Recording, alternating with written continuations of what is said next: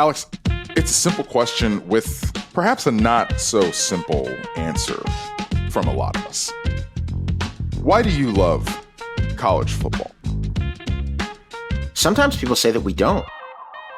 I don't know who's we. That's you. Yeah, sometimes people say that I don't, or that, like, Godfrey does not. We've heard that before. I'll get to the answer, but I think for me, it's something that's been a bit gradual to figure out over the course of my fandom and media career in the sport, like why I've enjoyed it and why I've stuck around doing it when there are other things that I could be doing, like with my livelihood, like why college football. I grew up in a pro sports city, Pittsburgh, as I talk about on this show from time to time.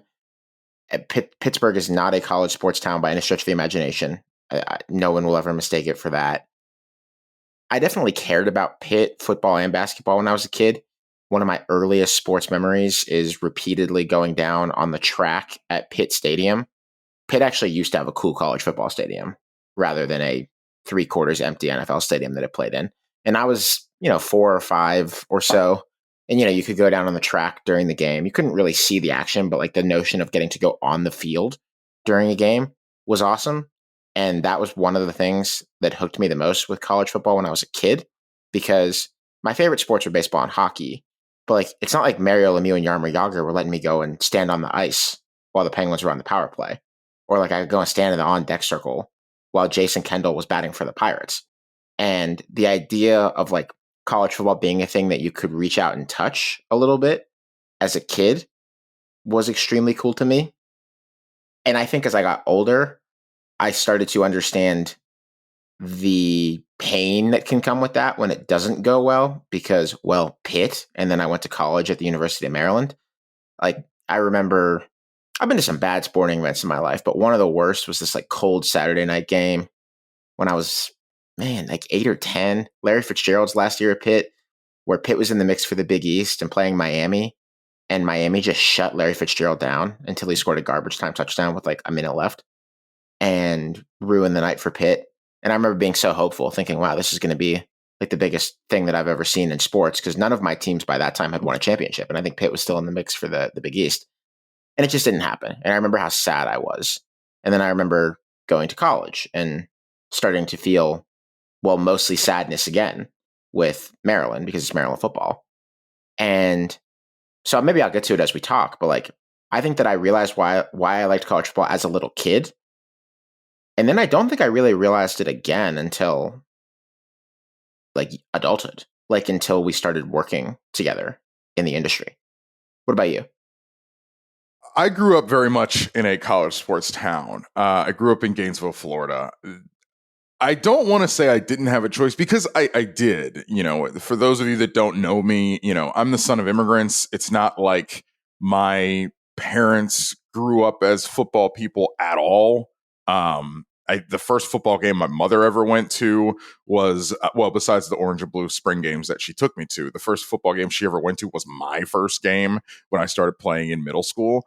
For me, at this point in my life, like college football is what I set my watch to. It's the rhythm of my entire life. Like my years do not go January to January. They go to September to September. And really they go September to mid-January and then January to mid-September. It's like there's two different parts of the year, a season and an off season. It's I don't know if circadian rhythm's the right word, but it just underscores everything about my life now that it's my job. But it has always, for as long as I can remember, been a passion. I love how this game makes you feel the intensity of emotion, highs and lows, the swings that happen over the course of a game and over the course of a Saturday afternoon. I remember vividly the first time this game made me feel. It was 2001. Florida was playing Tennessee. This game was scheduled for the week of 9/11. Back then, Florida and Tennessee played in early September. It was a whole thing because they were both really good, and people said they should play later in the year. Well, in 2001, that happened, unfortunately, after the 9/11 attacks. They played in December. They moved the game. Florida was a top 3 team in the country They were poised to go to the SEC championship game and then potentially play Miami in the national championship game, and they lost. They lost to that Tennessee game. I think Tennessee was top 5 or at least top 10 that year. They lost to Tennessee on a 2-point conversion that just had no shot. And I distinctly remember like crying on my floor. We had pink carpet in our living room. And I just remember laying on the floor, like crying after the game, just like absolutely Yeah. crushed because I knew, even then, like I knew what it meant. And then Tennessee went to the SEC championship game and lost to Nick Saban's LSU that Florida had like pummeled early in the season. And so So you're feeling Nebraska, wistful, missed opportunity. Nebraska went to the national championship game, obviously lost to Miami, and Eric Crouch won the Heisman instead of Rex Grossman. I vividly remember that. I actually had a conversation the other day for a story I was writing with somebody on that Tennessee game, Tennessee team at that time, and it was kind of funny to reminisce about that. And then so that also happened to be Steve Spurrier's last home game in charge before he went to Washington to be in the NFL, which obviously he didn't know at the time. And my first game was Ron Zook's first game the next season. So the first game in 2002, and they I remember they honored Willie Jackson and Leonard George, who were the first black players in school history. They're on the ticket. I still have the ticket stub. Oh, cool. And I just remember walking into Ben Hill Griffin Stadium, and I remember what the field looked like. And we had really good seats. I was with a family friend, and I remember just looking around at this grand, vast place and just thinking it was the coolest place in the world. Yeah. You know, I'm a big sucker for this. Like, when you walk out of the tunnel, and I don't mean like the field level tunnel, I mean like the concourse tunnel, when you walk into a stadium and you just see the grass, I still think that shit rules each time. It just gets me going. That place is, you know, you talk about not having Pitt Stadium anymore. Like that place is such an anchor for me. Like Ben Hill Griffin Stadium is a literal anchor of place for me. I remember in high school one time I snuck onto it with this girl I was dating. It's literally right across the street from the journalism school at Florida. So I remember when I was in school and I would go study there, or I would go take 20 minutes off there. I was not really a stadium runner person. That people love doing that. I never run stadiums, but I remember cutting through there. I remember the last night I ever lived in Gainesville before I moved up north, and we were leaving at whatever 6 a.m. the next morning or whatever. And it was the last place I wanted to be in Gainesville. It was like midnight, and I was heading home from being with my friends and saying goodbye to my friends. And I went in there to say goodbye to that place because that's just, it has always been everything to me. You know, Alex, I love the platform that college football gives the South, where I'm from, for better and for worse through history, as we know. I love the platform that it gives black men in the South. I love the history of the sport. I love how the sport weaves itself through decades and how it evolves and how it is always there. And just as it changes for better or for worse, it's still the metronome that so many of us just set our watch to. And that brings us back every time. It's like your anchor, it sounds like. Absolutely. Yeah. Absolutely. I have found that it's become more of an anchor for me as I've gotten older. You know, like for me, the anchor honestly is the communal experience that most of the time is carried out online on college football Saturdays. I suspect a lot of people are similar who are listening to this, though a lot of you are at stadiums on Saturdays. And I'm at stadiums, 2 to 4 times a year. Like I like to be there. But basically, since you and I started working together in digital media in 2016 or so, my typical Saturday is spent on a couch or previously in an office building in front of a bank of TVs or a multi-box YouTube TV and an iPad and a computer monitor, what have you, just watching a bunch of football and tweeting about it or blue skying about it or splitzonduo.com chatting about it or whatever it is. It hasn't always been the same format. There's been times where we've discorded about it. And there's something cool about college football where, like, this is the second biggest sport in the country. Like, it is. I know that millions of people are watching, particularly the bigger games, but I sometimes feel like I'm in a special little club with like a couple hundred or thousand people who are sort of like in the same corner of the internet, just taking it all in together. Some from noon Eastern to the end of Hawaii, and some for little pop ins throughout, maybe because they were at a stadium throughout the day, which is great. And I think, Richard, a lot about the community that is engendered by the sport. And sports can do this in general, but I think college football is particularly good at it. Like, one of my favorite things that we've done together was 2019. I know I've talked about this a time or two on the show before, but in the old days of SB Nation, before we all got pandemicked and laid off, we were doing Banner Society, which is this old website that didn't live very long. And Ryan Nanny, friend of ours, put together a project, which was basically like fighting the company to get budget so that everyone writing for the website could travel to one college football game, not necessarily even to make anything about it, per year, to go to a campus and like experience a game weekend, to remember that this is fun and that, that this should be a thing that you put your heart into and that you enjoy. And seeing LSU with you for a Florida game that your guys lost when Joe Burrow was in the middle of his big season in 2019 was really cool. And I think the thing that I took away from it was that, tailgates can be, it was a day-long tailgate, right? Like, we ate really well. It was a great time. I think in a lot of sports and in a lot of places, including like where I went to school, tailgates are pretty much just an opportunity to get absolutely fucked, like just to get completely blasted, which is fun. And I have done and would be happy to do from time to time. No problem whatsoever.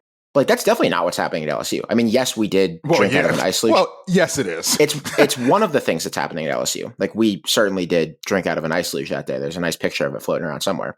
But also, that's what these people do. Like, it's like that's their community. Like, that's their squad. And I don't think that happens in every sport or everywhere in college football, but I find it powerful.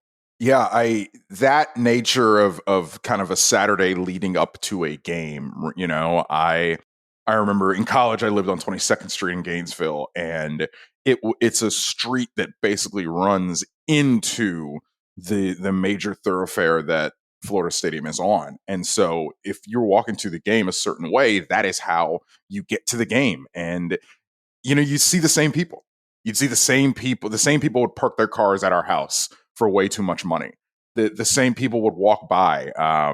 Bernie Matchin, the old president of the University of Florida, used to walk by that house every day, or every Saturday, I should say.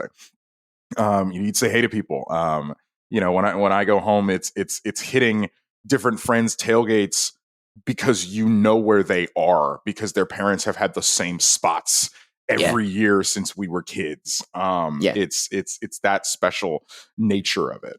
Also, I would say one thing. We're talking now about like fans of a team who see the same people at that team's games. Like, you've got a favorite team. I think a cool thing about college football, one of my favorites, is that there is always something to root for in this sport in a way that there definitely isn't in others. This is the sport where I think it is by far the easiest to have a second favorite team, like to sincerely care about a second team. European soccer fans might quibble. Maybe you got a favorite team in England, a favorite team in Italy, what have you. But like, I grew up in a place I legitimately care about and watch as many of that team's games as I can. And I went to college at a different school, and I care about that team's games. And, I think a lot of people are like that who listen to this show. But I think there's also a stripped down version of it, which is that on any given Saturday, because of like the disparity of the sport, it's pretty easy to find a game where you're invested in some other team winning, right? Like, quite literally sometimes. Like, if Alabama is on the ropes against Zach Calzada and Texas A&M or whoever, like, I get really invested in Texas A&M winning that game. And like, that just doesn't happen in baseball. Like, it's not a Thursday afternoon and I'm like, oh my God, the White Sox might beat the Dodgers today. Let me let me focus on this and like make this a big part of my day. And I'm a big baseball fan, but it's just, there's always something to care about in college football, even if you are not in the bag for one school. I love the sport of football, like deeply, deeply love the sport of football. I played it very poorly as a young man. There were never any hopes, never any delusions of grandeur. There was no chance. But I love the nuts and bolts of why it works as I've ventured into becoming a professional in college football. I love the execution of a good play and digging into the why and the how, whether it's a 6-yard completion or a 70-yard bomb. I love the risk taken by those who play it. I love the hits, man. I love the hits. I love the carnal nature that this sport has that none other have. Mm-hmm. I miss jacked up, man, on Monday Night Yeah. Countdown, and there's a million reasons why we can't do that anymore, and probably shouldn't. But that's But always part of the game. I think you're onto something that's a little uncomfortable, but is true. I don't like, to me, violence is not what is inherently special about football. Like, I like the kind of planning of the game, like the way that you can think your way around it and that little teams can beat big teams if they do it right. But it's kind of like auto racing in this way. Like, there has to be a little danger to sort of affect the way the game is played and give it stakes. And you don't want there to be too much because none of us want to be out here seeing dudes getting concussions, let alone into like severe crashes in NASCAR, F1, or whatever. But there's a little danger that really can never be completely extinguished while the sport remains the sport. And that's just part of the deal. I think that I love the way that football gives bigger people, physically bigger people, something to do, quite frankly. And there are a couple sports like this. You think like a shot put situation, Mm-hmm. or you think to an extent basketball, especially because that's more of a height thing than a width thing, so to speak. But there are few sports on the planet that give large people the platform to be large and the necessity to be large. Like, the bigger you are and the faster you are, the better your team is. That's just Yeah. basically how it works, at least at the college and the NFL level. And I love that. I Yeah. love the variation of scheme that college football has. I love how that changes. I love how you see just wild things game to game because guys are just cooking stuff up because they have to. I mean, obviously you see that to its extreme at the high school level, but you still have that in college football, which I think is so cool. I mean, even even Nick Saban's Alabama was like, man, we kind of got to get weirder on offense. You know what I Yeah. mean? And they did. I do, and this is certainly not a college football specific thing. I love the finality of a winner and a loser. Even though the way we find a champion in this sport is convoluted, sometimes Well, yeah. needlessly so, oftentimes extremely complicated. We argue about it, et cetera, et cetera.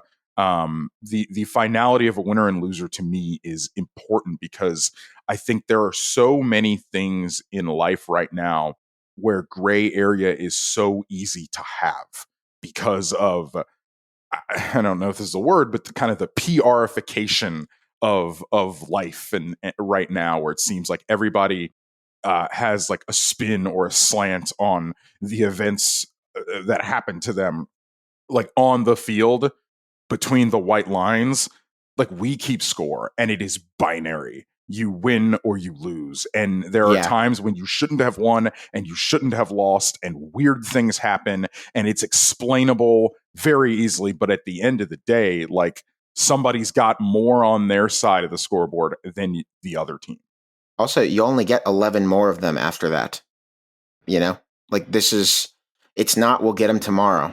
Yep. There's none of that in this business. And particularly against a team that you really care about beating, you don't get to try again, probably for another year.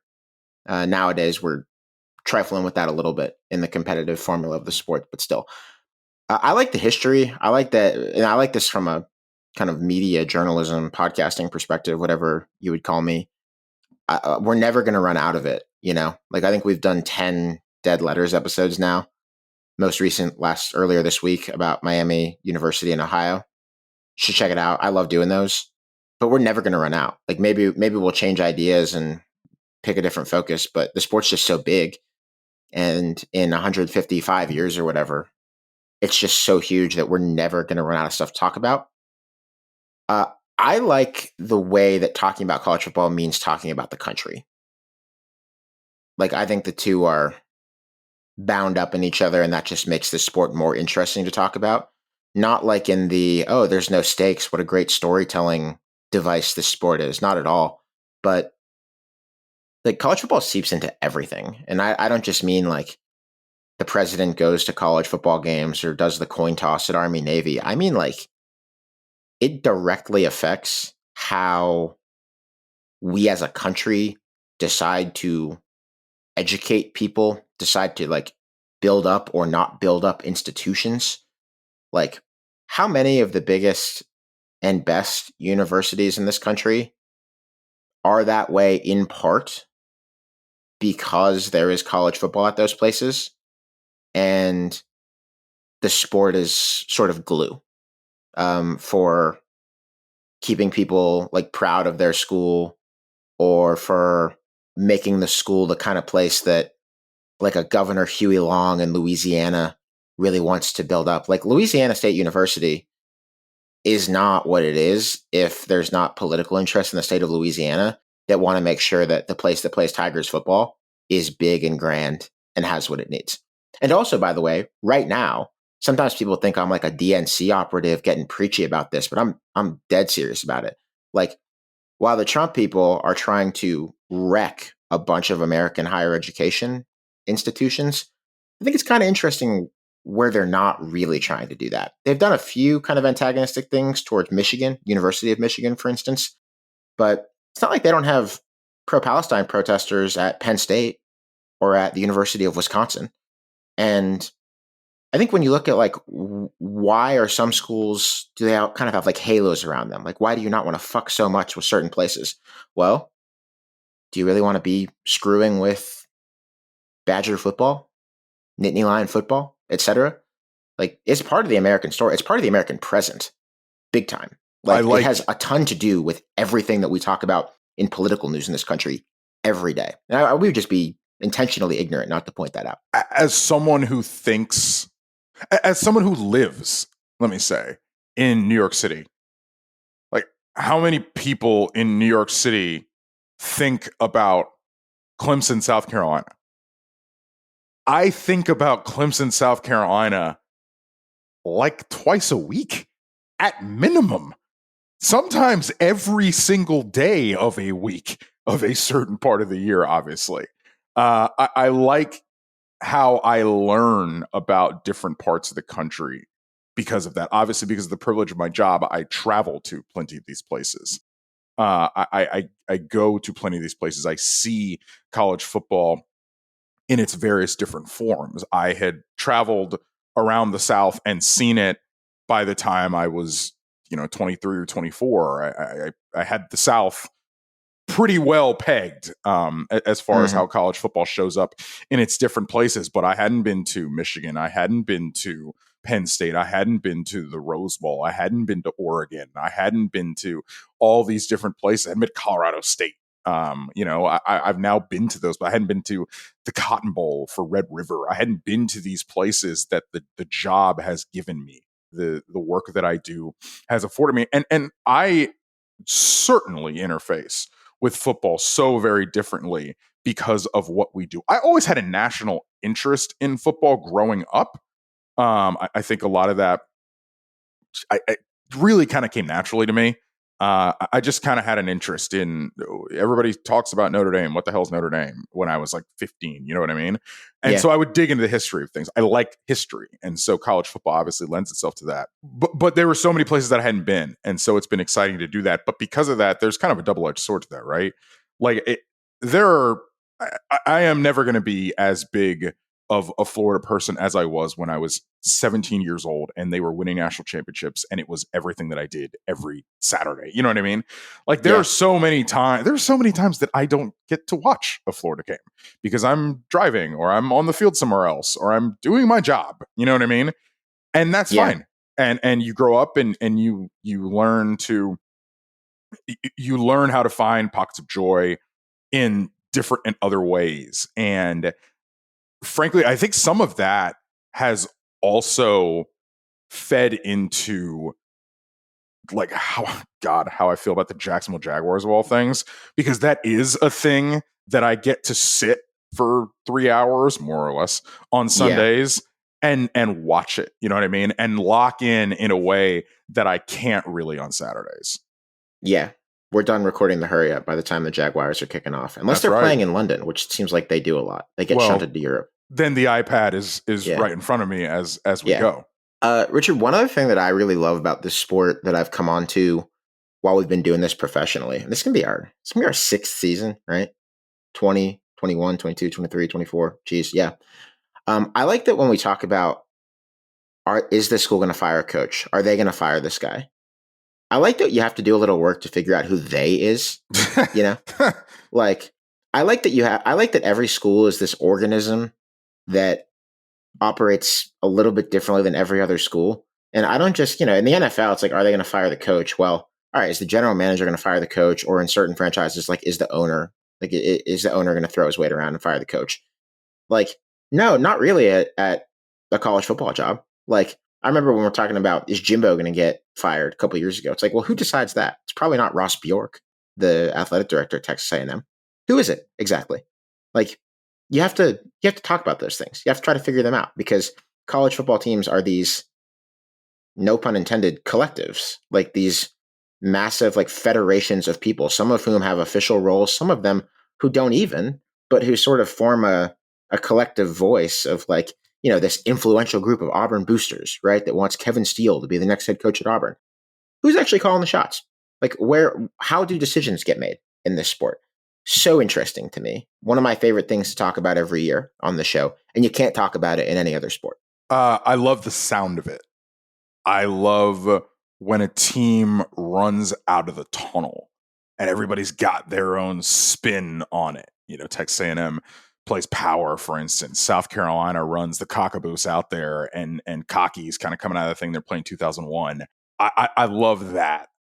I love that anticipation when everybody's in the stadium and kickoff is about to happen. There's a thing that I do. It's kind of nerdy. It's kind of lame, whatever. But every game that I go to, I close my eyes like at kickoff. I close my eyes like as the kicker is running up to the ball to start the game, because there is just something about it where like, and it's this crescendo of anticipation meeting the actual moment where the thing we are all here to experience is actually able to happen, that I think is so cool and something that I can never take for granted as I'm at all these different places and seeing all these different games and at the highest level, whether it's a national championship game or a conference championship game or a semifinal or what have you.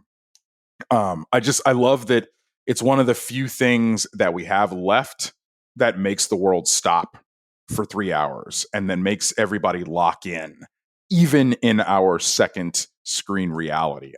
I Yeah. don't know, Alex. I love this sport in so many ways for so many reasons. And despite the fact that sometimes you feel that the sport is making you intentionally not love it, I think it's important to remember why we love it. I think it's important to remember why we do this. I just think it's so vital Yeah. to touch the tangible things and the intangible things that are the reasons why we're here. Yeah. I want to hear from some listeners, but I would just close personally with this. And I know we'll keep it moving because there's a lot of people who are going to hear from in this episode. You and I both, we like to play golf together. We do this several times a year. We could go do a golf podcast, or I could go and like write a Pirates newsletter. Sell the team. Hopefully not. Sell the team. But like, there is a good reason why we don't do that, and it's not just that we've built like a subscriber base or a listener base here. Like, I think we could do that another thing if we want to. I believe in us. But like to me, there are a bunch of reasons why this is the most interesting sport to talk about and to kind of bathe in year round, even in the 8 months or whatever when college football is not being played. And I'm glad that we have it. So that's why I love college football. Y'all spend a lot of time listening to us talk about all different facets of the game. But for this show, we also wanted to hear from you too. To everyone who submitted, thank you for sharing. For the rest of the show, let's hear why you folks, our Split Zone Duo subscribers and listeners, love college football. Kick us off, Tyler. College football is a feeling. It's equally jubilant and maddening. It combines the best and worst aspects of life itself: passion, pain, heartbreak, and hope. It's also a uniquely American experience, one that's hard to put into words. For a few hours on Saturdays in the fall, it's that feeling of both time standing still and moving at a breakneck pace all at the same time. It's the feeling of fervent fans packing into modern-day monuments, cheering on the heroes of both today and tomorrow. The feeling of livelihoods hanging in the literal balance. It's the roar of 100,000 voices becoming one, the smell of tailgate grills mixed with autumn air, the ritual of fight songs that bind strangers together. It grabs hold of you. It connects the past with the present. It forges family and friendships. It's the way a single play can become legend, told and retold across decades. It's a feeling you never want to let go of, and sometimes wish you could forget. And when the final whistle blows and the lights dim on another Saturday, it's the feeling of wanting it to happen again and again. It's not just a feeling, it's the feeling. Hey, this is Ryan in Alabama. I think for me it was when 2012 with Notre Dame, when they were on their magical run, but it was the night that they went to Norman in October. Didn't stand a chance going to play Oklahoma. I had a very young baby at home that was struggling sleeping, and her mom had finally got her to sleep, and Everett Golson drove in and put in the go-ahead touchdown, and I was jumping around, silent screaming the whole time while my wife was death staring at me, trying to make sure I didn't wake the baby. But it was at that point that I knew it was going to be a special season, and all the way up until Alabama it was. Thanks. My name is Nate McWhorter, and I grew up loving college football. This love was passed down from my father, who was born in South Bend, Indiana, and who earned 2 degrees from Arizona State. This meant that I grew up all in on both the Sun Devils and the Fighting Irish, though the Fighting Irish love would wane as life went on. My family always had ASU season tickets growing up, and I was 5 years old in 1996 when Jake Plummer and Pat Tillman led the Sun Devils to one of their most remarkable seasons in school history, coming only 90 seconds short of a Rose Bowl victory and what would have been a national championship. That season, specifically the 19-0 beatdown of all-world Nebraska, would prove to be the bite that would give me the college football bug for good. On summer family road trips, we would always stop at a college football stadium if it was anywhere near where we were going. Once I arrived on campus at ASU as a freshman, I became very active in student life and athletics and the intersection between the two. Toward the end of college, I made it my mission to attend a game in every single FBS stadium. That number currently sits at 136. I've been lucky enough to jump around at Camp Randall and before the game during Enter Sandman on a Thursday night in Blacksburg. I called both dogs and hogs, sang Rocky Top and Dixieland Delight, watched Clemson run down the hill. I even got to roll Toomer's Corner for the final time with the original trees. I've waved to the children in the hospital in Iowa City, shouted with the ducks in Autzen, and witnessed the famous tortillas of Lubbock fly through the West Texas night.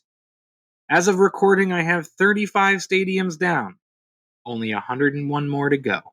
Hey there, my name's Christian. I am originally from Birmingham, Alabama. Now I live in Tempe, Arizona. So being from Alabama, college football wasn't even really a choice. I am at least a 4th generation Auburn fan. And so I grew up watching Auburn games. I grew up going to Auburn. I grew up rolling Toomer's Corner. Just all parts of being an Auburn fan were just baked into me from such a young age. But now I'm in graduate school at Arizona State. And I came here in 2021. You can tell football just wasn't really in a good spot for my first couple of years. And so I met my girlfriend, who is a local Phoenix resident, grew up. She graduated undergrad from Arizona State as well as being a grad student there too with me. And so the first couple of years of our relationship, I was like, oh, let's go to games. And it just was never a good time in those 3-win seasons. But it laid the foundation for this 2024 season where we would go to games and you could see it start to click as for her as the wins came in, as we had watched this team struggle.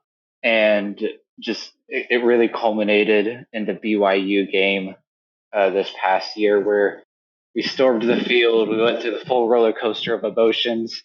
The pop when Javon Robinson got the interception at the end of the game to really seal it. The whole craziness of storming the field twice. It really made that fan out of her, connecting with the Arizona State community, the Tempe community, being proud of a team, and that community aspect that had really been a huge part of why I was a college football fan growing up was finally starting to get through to her. And it was really cool to see that, and just to be an Arizona State fan these past couple of years and sort of combine that fandom with my Auburn fandom that I've always had and will always have. And it's really made the anticipation for this next season be really cool too. But yeah, just being able to bring that community aspect of this sport to a new person and being able to really see the fruits of that investment over the past few years was incredible. Hi, this is Ben. I'm originally from Danvers, Massachusetts. And if you don't know anything about Massachusetts, it's very much a pro sports town. The reason I say that is because I was about 6 years old. I wanted something of my own because everyone had the local Boston sports. And I discovered the Fun and Gun, Steve Spurrier's beloved offense on television, and immediately fell in love. They were doing something different. They were doing something I hadn't seen before. I'd been my mother said I was reading the paper at 2 years old, going over the sports pages, and this was something revolutionary. And I fell in love at that exact moment. That was 37 years ago. And it's been a love with college football ever since.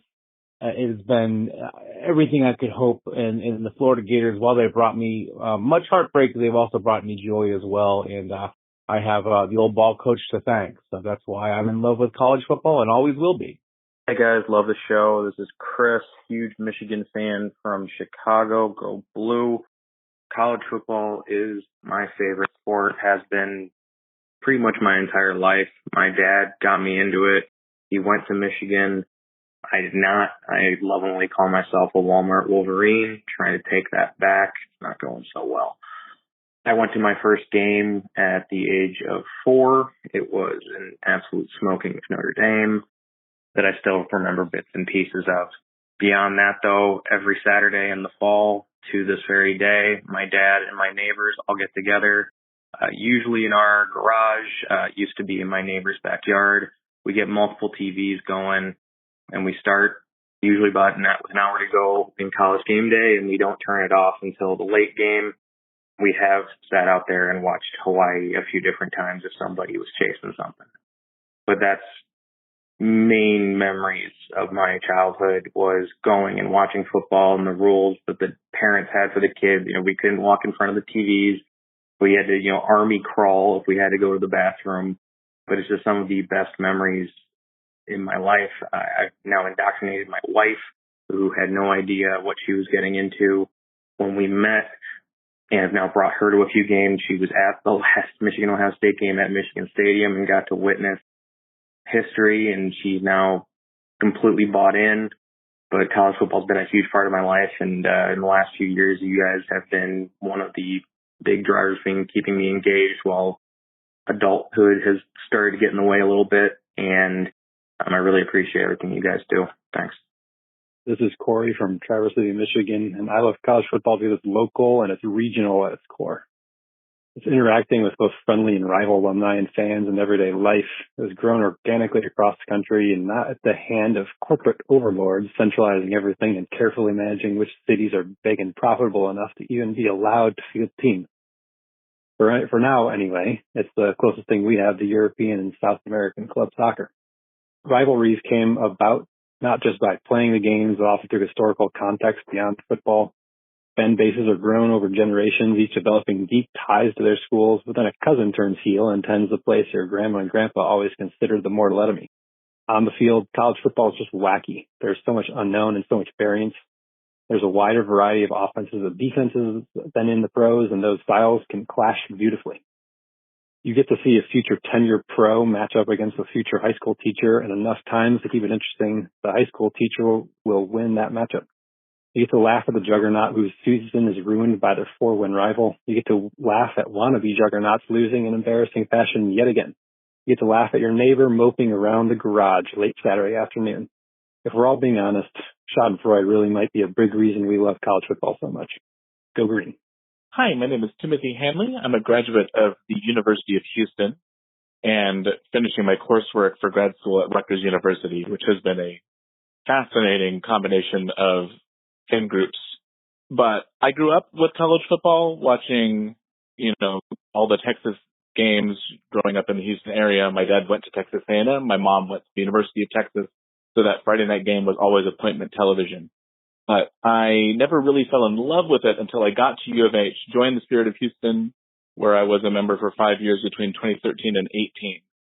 And watching that transformation from a school that went 7-5 and lost the Birmingham Bowl to Vanderbilt to just 2 years later in the Tom Herman, Greg Ward era, beating Florida State in the Peach Bowl and following that up by watching Oklahoma at the Texas Stadium lose to us there.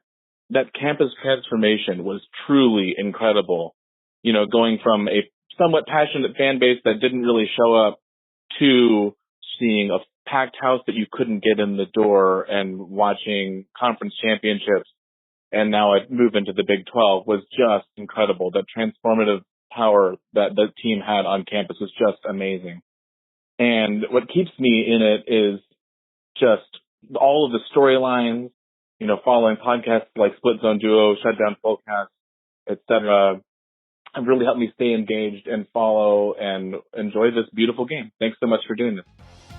I think the notion of the transformative power of football to a community is beautiful. Alex and I talked about it earlier in this episode, what this sport can do to a specific community, a specific place in the world for a fall. What this sport can do. I've thought that Saturdays are awesome on a college campus, of course, but I also love Friday nights. I love Friday nights when there's just anticipation in the air and you're getting into town, you're grabbing dinner, you're catching up before the chaos.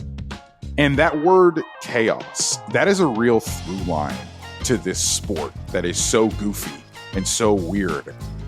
At the end of the day, college football is just plain weird. Why I love the game of college football is because when I was a kid growing up in Virginia Beach, I used to watch the ABC College Football Game of the Week and especially the Prudential College Football Halftime Show. I had no idea which colleges were big and which were small, but I was seduced by names like Tulane, Purdue, Swarthmore, Lehigh, Cornell, the Trojans, the Fighting Irish, the Rebels, like.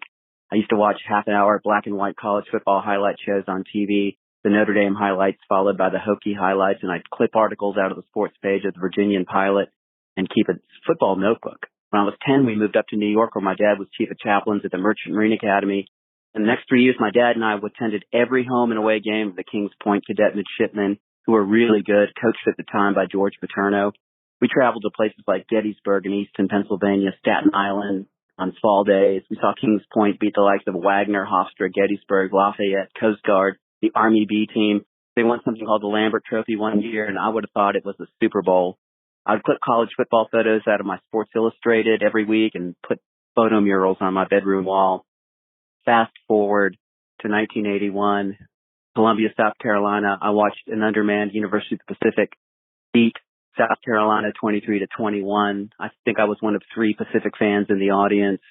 The scoreboard clock ran out with 5 minutes left to go. Nobody knew how much time was left in the game. Pacific kept hanging on their side of the 50, getting beaten up. South Carolina kept trying to go to score. I was certain the fix was on, 3,000 miles away from campus. Nobody heard of Pacific. Nobody cared about Pacific. And yet the referee held the football high into the air. The game was over. Pacific held on for a 23-21 win. Finally, there was the Cotton Bowl. Tulane beat USC. I'm a Tulane season ticket holder. I live out of state, but I support the Green Wave. Hi, this is JR.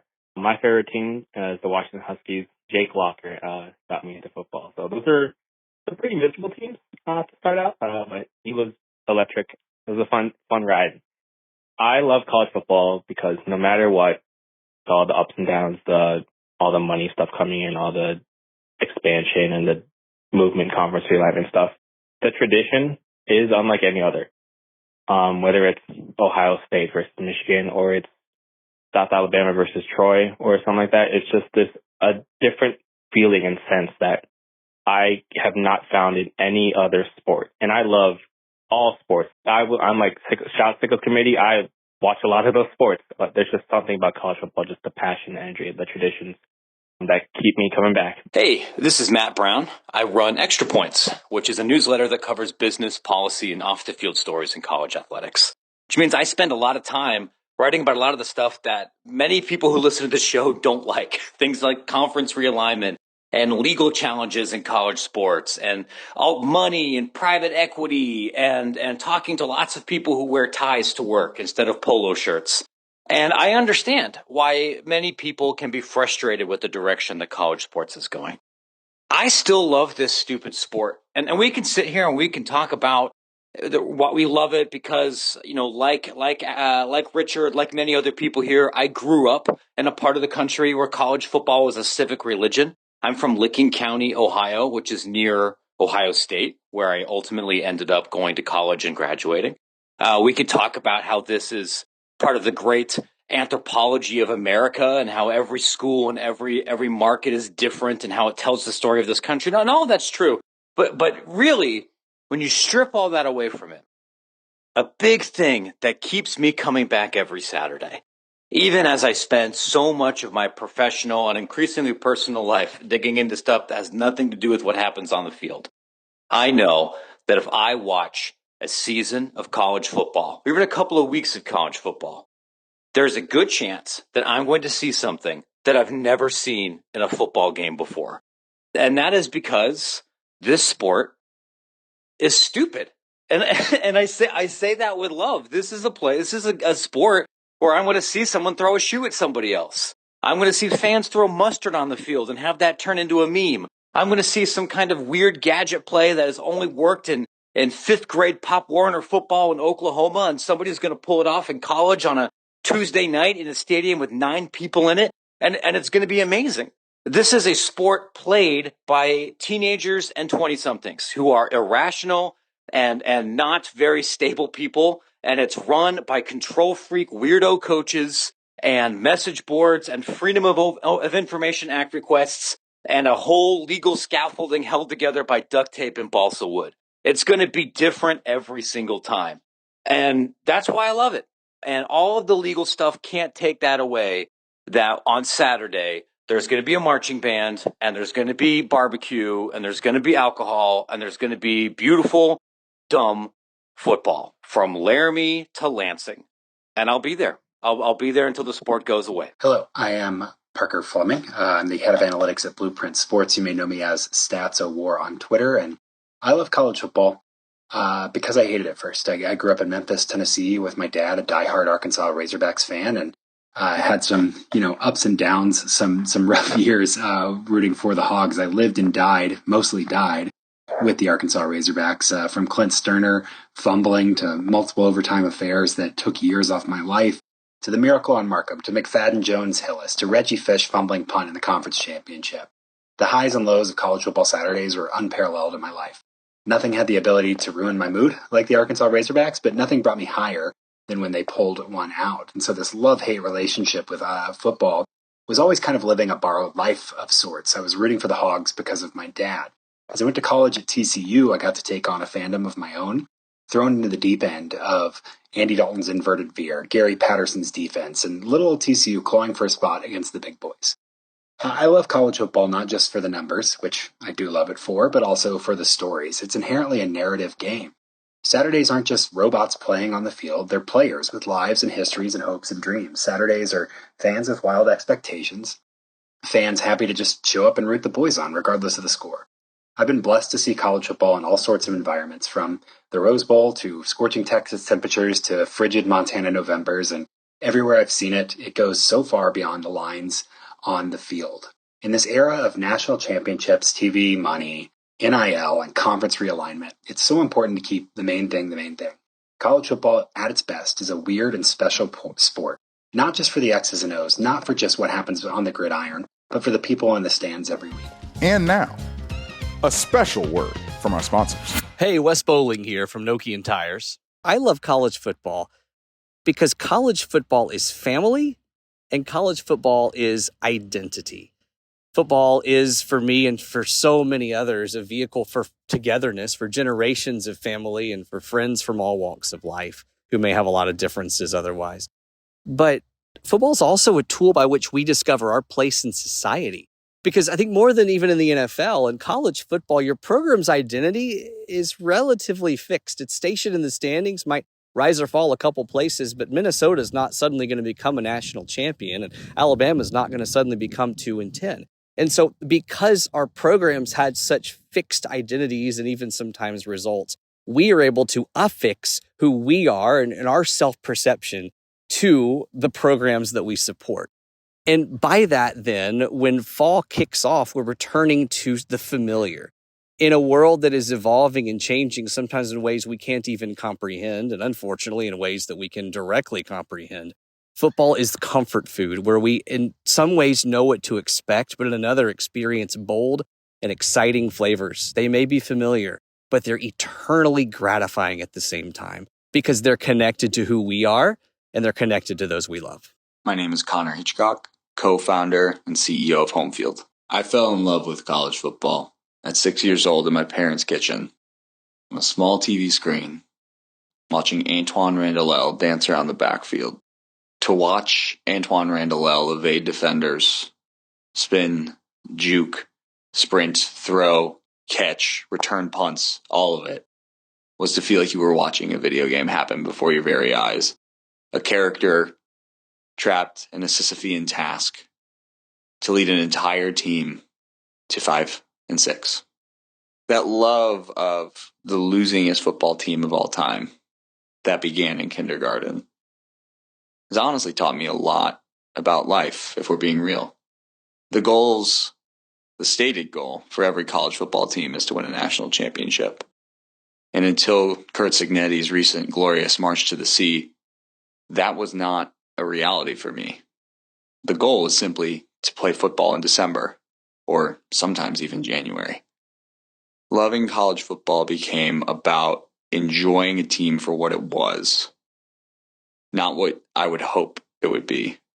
And in many ways, paralleling into one's life, into my life, being able to find joy and community and peace in what's in front of me, and not simply a final goal, not the ultimate goal, being able to reset goals, mini goals along the way.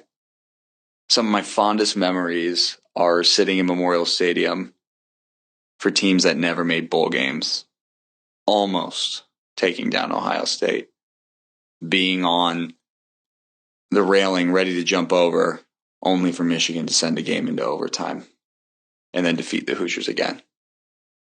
It makes the triumphs that much sweeter, beating Michigan in 2020 and then again in 2024. I have more joy over Indiana achieving a 9th football win than most Alabama fans do a national championship. And to me, that's special. Beyond my own team, college football has taught me about others and experiencing what they experience, learning to love what they love. I remarked to Krista the other day that going and experiencing a different college football environment, which I try to do 2 or 3 times a year, that experience to me feels like visiting another country, which feels a little dramatic and big.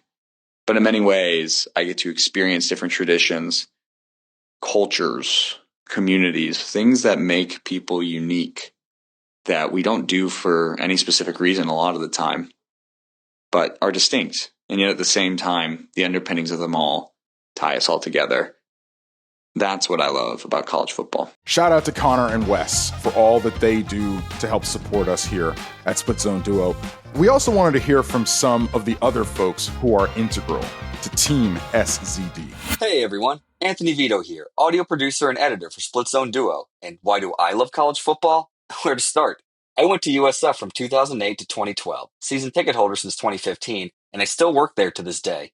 Growing up as an FSU fan and attending game days as a kid when my older brother attended introduced me to the marching bands, the tradition, and just how awesome it was to walk through campus seeing all of the students, alumni, and community members tailgating and embracing their program.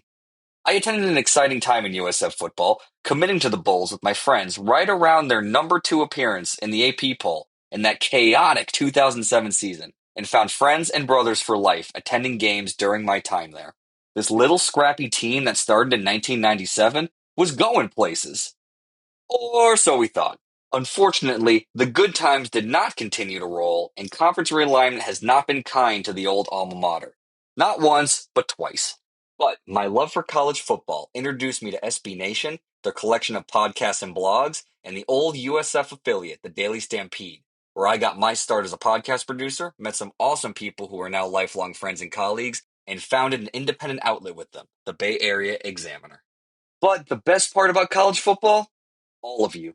Coming together with a common love for a sport that we love, we sometimes hate, and we absolutely can't stop talking about.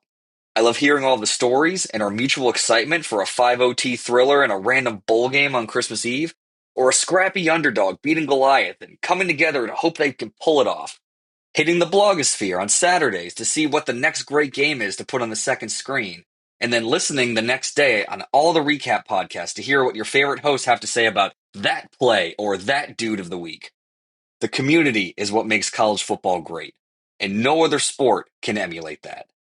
As always, go Bulls. I'm Hector Diaz, and I'm a social media producer for a lot of your favorite college football outlets, including this one. I got into college football later as an adult. I didn't go to a university that had like a college football team. Shout out UC Santa Barbara. When I started logging onto Twitter, I saw this like really big college football community, and it wasn't just like the big overall, generic one. It was these smaller pockets of like Pitt football and Vanderbilt, and like each sort of fan base had their personalities and their passions, and like, yeah, I still don't understand all of it, but I understand that the passion there is universal, and those communities are like really strong and important. Stephen Godfrey, the question is simple. Why do you love college football? People accuse him of not. Yeah. People accuse him of not even liking it, as a matter of fact. This is true. There's so many things I want to talk about, but it's hard to answer because I can't point to one thing. But what I want to talk about is that feeling of everything. So what do I mean by that? I had college football as part of my life growing up. It wasn't my favorite sport. It wasn't a routine. Because of when I grew up and where I grew up, our college football team wasn't on television ever, and it was something that was reserved for once in a blue moon, a trip to a place far away, even far away from like where my grandparents lived. So it wasn't something that I think a lot of our like listeners and friends can say, like, I remember every Saturday watching Notre Dame or Florida State or whatever. It wasn't that. So the way I can answer this question, Richard, is the feeling of like totality. And it happened when I was in college, and it didn't happen for anything that was necessarily happening on the field.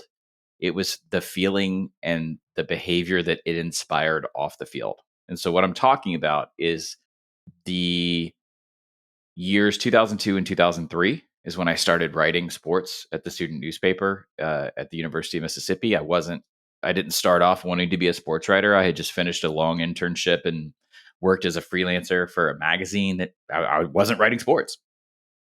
But I started to look at like, well, I know I want to be a writer, and I know journalism is going to have to be part of it because that's the way like a writer can work consistently. Like no one at 20 years old is like, I'm a novelist, pay me. And when I looked around, I made what I thought was a really good decision at the time. And then honestly, in the ranks of journalism, I still kind of defend it, was nothing touched every part of society where I was like college football. Nothing.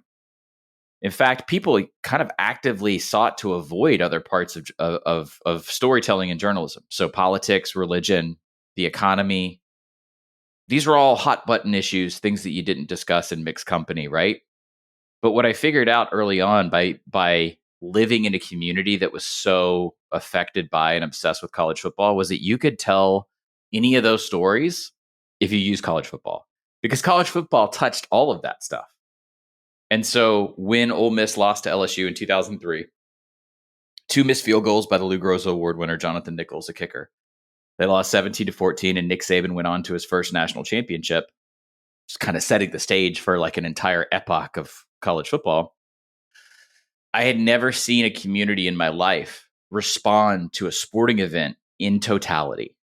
Every church service, every lecture hall at that university, every single person was affected by it. And I kind of thought that was beautiful, even though they had lost and like the whole campus was in mourning. I was so affected by the power that it had that I didn't want to be away from it ever.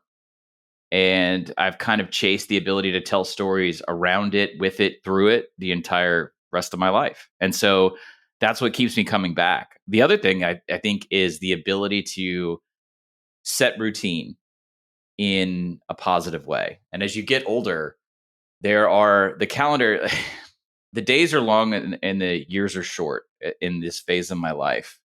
And when I was on a really long family vacation this summer, and we were out of the country, and I don't know if this is going to be a good reason or not, but I do think our audience is going to understand what I'm saying.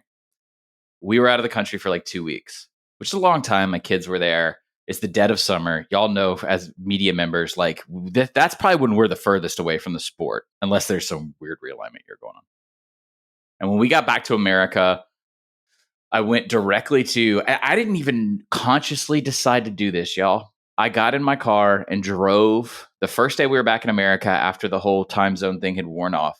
I got in our car. I drove to a Barnes and Noble in Saratoga, New York, and I just went and got a copy of Phil, just sitting right next to me. And I was like, I got a cold brew because you can't get cold coffee in Europe, and I got Phil. Then I was like, I'm back. It's after the 4th. It's now time to set. It's now time to switch. It's time to address what this next season of our lives will be, which is insane, y'all. I don't think people understand this. God knows in upstate New York, no one understood that I was sitting there poring over this magazine for a sport that starts on Labor Day. I was in a part of the country that just started celebrating summer. But y'all know this. This is just what we do. And so that routine brings me so much comfort and certainty every year that I couldn't imagine living without it. Now, my involvement in college football might change and will change over the rest of my life, but I think as long as I'm alive, the week after the 4th of July, I'm going to be like, all right, it's time to start thinking about these things. There are two jumping off points from there. And I sort of want to span, frankly, your generations with you. Let's start with your dad, who, Georgia Southern fan, got you into the Eagles. You wax very philosophical over the years about Georgia Southern, that program's culture, all that sort of stuff. But you did not go to Georgia Southern. I don't know if you tried to go to Georgia Southern. I don't know how that worked out with you personally. But like, how does the very formative year, because we both in this way have something similar, which is we both were at least in very close proximity to a very good college football program. In our formative years. And so you have this Southern connection that I just think is so interesting to unpack as you then went from Georgia Southern to Ole Miss, for God's sakes. No, so it's an even weirder story because I grew up all over the country. I wasn't a good student. I had really good test scores, and I was a pretty bad student. And I was a little bit of a discipline issue in high school. And no way. Shocking. My family always grew up cheering for Georgia Southern, but there was never an expectation, especially in the parts of the country we were living in. It just wouldn't make sense for someone to enroll unless there was some like specific. I think they have like a wetland science program because they're in that part of the state. Like if I wanted to do that, that would make sense to like go and enroll. But my parents always said, "Hey, go to another school." And in fact, one of my earliest memories is my dad saying, "It would be so cool if you and your sister went to an SEC school." And this is when we were living in the suburbs of Washington, D.C. And I didn't understand it. Any reason. I didn't get it. I think Tennessee might have been on the television. This was back when there were like 12 games on every weekend across the breadth of cable. And I didn't get it. I was like, oh, okay, whatever. And then we moved south when I was to finish up my last year and a half of high school. And my dad, all my parents really talked to me about were SEC schools. I don't know if I'm going to do that with my kids, but like they really envied the power of the tradition. And while they were very proud of Southern and always will be, the thought of my sister and I going to an SEC school, specifically Ole Miss, because it was the liberal arts school, and my sister and I were both. My sister was headed to a science program that was offered at Ole Miss because that's the medical school in the state, and then I was going to be some form of journalism, which was a thing at Ole Miss, and it wasn't at State. They were really entranced by that. Like it was revered in my family of like, do you know what they do on Saturdays and the tailgate and all this stuff? But to complicate this, I was supposed to go to Georgia. I was convinced I was going to go to UGA because I had spent most of my life away from the state of Georgia. We would go. You were going to sign up for the whole thing, huh? Falcons, Georgia, really the whole kit and caboodle there, huh? We're going to have to caveat for a certain younger generation that what Richard is referencing is like, I know Georgia has won multiple national titles, but they did it back then. They were just a complete afterthought to your alma mater, as well as other schools like Tennessee. No, I wanted to go to Georgia because I had a journalism school, and I thought that's what I was supposed to do. And I thought I was supposed to return home to the state of Georgia. And they looked at my transcript and they said, "Hey, your scores are great. Your grades are terrible. We have this thing called the Hope Scholarship. We're not even going to let you in." And I got into like pretty prestigious other schools of my own volition with my own money. I applied to and got in, and I couldn't get into UGA. And I've talked to other UGA folks from this time, and they were like, "Yeah, they'd heard this story countless times, especially with out-of-state people." So I just sort of fell backwards into Ole Miss. That was it. I was enrolled at Auburn for 2 weeks. It was a strange time, but every single part of this, the rhythm of it, y'all, was defined by schools who had their identity as college football programs. It's something I've kind of wanted to ask my parents about. Like, I don't know. They were just so entranced by the cultural effect of going to an SEC school that's kind of how I end up where I end up. And also, I had a scholarship. I promptly lost, but I had a scholarship to Ole Miss. And after that, there's this period of time, and I think you could both relate to this, where the college football schedule, if you go to a college football school, power whatever school, or even a mid-major, defines your life in such a way. It's kind of crazy. Like I'll talk to like 19-year-olds, like my kids' babysitters and stuff. And even this summer, like we have a babysitter who goes to UT, to Tennessee. And she was just like already marking time and events and things that were going on in her life based off like, well, like, I can't do this, like, because we're at Georgia that weekend or, whatever. Like it's so wonderful. It's so wonderful to be in that phase of your life where there's just nothing that dominates your decision making and your planning like that sport. It's also cool even if you don't care, which, believe it or not, I know there are at least hundreds, probably thousands of students, even at a place like Tennessee, who just don't care. Even their lives, in some positive ways, I would suspect, are shaped by the football schedule. Like, when am I going to be able to go and do whatever I want in peace on campus as long as I'm in the right spot on it? Well, there's when Florida and Georgia go to Jacksonville that weekend, there is a massive punk rock festival in downtown Gainesville. Because oh my God, I love that. It's literally called Fest because the town is virtually empty and all the hotels are open, which they aren't during the fall. The economy is a serious part of it too that I've always kind of looked at. as I've grown older and more professional and more jaded, I look at it as sort of a double-edged thing. But Alex, I had a lot of friends at Ole Miss that I gravitated towards because we didn't grow up in Mississippi. We showed up in punk rock t-shirts and being like, holy shit, we landed in Southern Stepford. What the hell is this? And they didn't care. Also, I showed up in the height of like 7-5 college football. Like it wasn't Alabama, it wasn't Florida, it wasn't Tennessee. And one of the cool things was, though, Alex, it really came to affect their lives because they all became service industry employees. Yeah. And people would make like, I knew somebody who would make their tuition payment for the following semester by bartending 3 college football weekends. Jesus. Friday night, Saturday afternoon, Saturday night, 3 times they'd make their tuition payment for the year for the next semester for spring. So it was a literal economy. Godfrey, to link generations here and finish that link. You have children now. You are allegedly.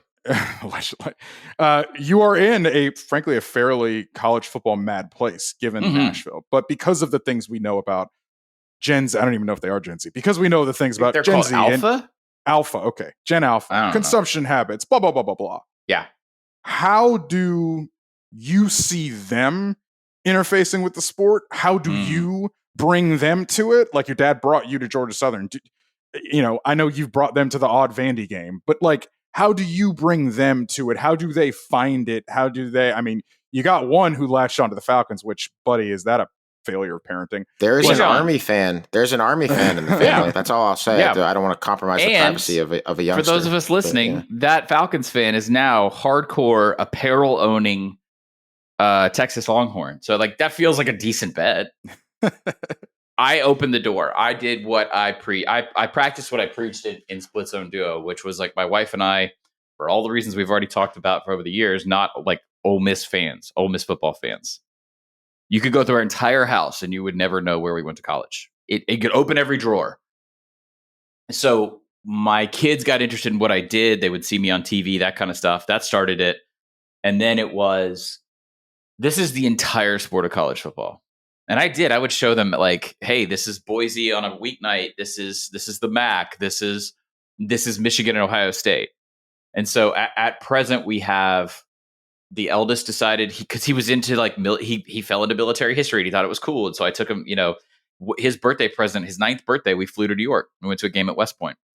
And he likes Georgia because he had his godfather went to Georgia, or is a Georgia fan, and like sends him Georgia gear. So he kind of likes Georgia and he likes Army. And then I have one that I just said is like decided that's it. I'm into Texas, and decided also that based off of preschool and kindergarten, different teachers that he didn't like because he's very anti-establishment, that he passionately dislikes Tennessee. So my middle is not only hook 'em, he's also like, he's like, Dad, Tennessee, I can't stand these people. I was like, you might want to tone that down. We live in the state. You were born here. And then the third is still figuring it out. The third just plays troll god right now. And I think the third said that she's an Alabama fan recently, just to sort of, you could see she was kind of like testing it. Like, is that going to get a reaction out of you guys? She also tells me that she likes the Saints and the Mets, but she does that to get a reaction. So she's, which is kind of hilarious. So hard to raise kids in a digital age. One thing that scares me the most. A lot of parents are worried about like, are my kids watching Andrew Tate videos? No, Instead, I would be worried. Like if I were to walk in on anything and see like Mr. Met YouTube history on the TV, I would be mortified. Or any Aaron Brooks highlights. Man. Actually, hey, I'd love to watch some Aaron Brooks highlights because we own that rivalry in the Aaron Brooks era. The thing that kind of scares me a little bit is that the next generation of college football fan is going to have more options than ever. And the way you live and die through a 4-8 season. I mean, look, kids today, even just as sports fans and spectators, just sports fandom, not video games and social media. I'm just talking about just sports fandom. They have more options than ever. My kids, 2 of my kids will watch any sporting event if given a chance. But that includes European soccer. Whole thing? No, that's the other thing too, Alex, is They like the idea of seeing something live if I'm engaged with it. Otherwise, they'd be like, yeah, I just watched the little highlights package. The 10-minute or the 12-minute. Yeah, like the MLB I've gotten good at that. But it's like European soccer, WNBA, golf, like the exposure is so much wider that college football has more to compete with. And I think that's where you go back to the custom, the tradition, and making it enjoyable and making it honestly separating the results from the purpose of engagement. Like I had an agent tell me the other day, I tell all my clients, a college football agent says like, I'll tell all my clients, like at the end of the day, you're in the entertainment business and you need to sort of like think about your brand accordingly. I don't know if I'm scared, but I definitely know that like the way that all of us grew up, even though I'm older than y'all, there were fewer options. College football fandom was almost sort of had the same sort of like forced participation, the way like, oh, my parents were Baptist, so I had to go to church on Sunday at 9 a.m. Like it was like, well, my dad's a Auburn fan, so like we knew we were going to be watching those Auburn games. Like kids today, they don't have that forced engagement with it. And then the other thing that worries me too, and this might apply to some people listening, you got to make it fun. Like I learned that with my teams, the Braves and the Falcons. Like if I'm carrying a grudge and just legitimately miserable and pissed off the entire time, I'll be honest, this is really about the Falcons. Then like my kids are going to respond to that too. They're not going to be like, "Ooh, this is a great 3 hours." You got to make it fun for them too. Stephen, I think that's really interesting. And maybe we'll talk about it more the next time that we are together in person, which is going to be on August 23rd at the Sports Podcast Festival in Raleigh, North Carolina. You excited? We getting into a North Carolina frame of mind?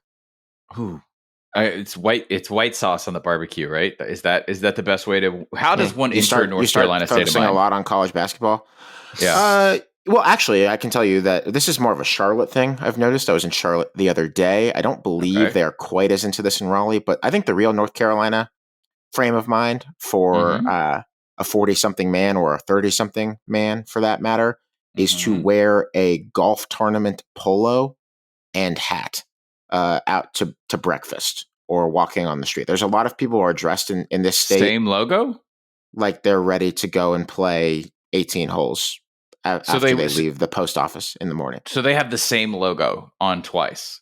Not necessarily twice. I think right now what we're seeing a lot of in North Carolina, the state where I actually am currently talking to you from just for the moment, is a lot of PGA Championship Quail Hollow 2024 or 5, things, and then hats or quarter zips that are like some golf club. Like basically your social status, I think in Charlotte, which is not where we're going, is determined by what golf course is on your quarter zip.